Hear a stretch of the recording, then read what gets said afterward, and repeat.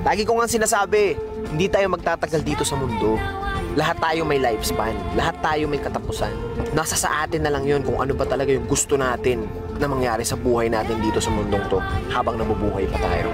Maraming beses man tayong magkamali, maraming beses man tayong madapa. Kung ganun din karaming beses natin itatama ang mga mali, at kung ganun din karaming beses tayo mabangon sa pagkadapa, parehas lang yun. Pag natalo ka, laban lang, mananalo ka rin. Lahat ng bagay sa mundo may kabaliktaran. May gabi, may umaga, may maulan, may mainit, may malalim, may mababaw, may mahina, may malakas, may itim, may puti, may babae, may lalaki, may tao, may hayop. Kaya kung may negatibo, may positibo. Titingin ka ba doon sa makakasama sa'yo? O titingin ka doon sa makakabuti sa'yo? Enjoy the life!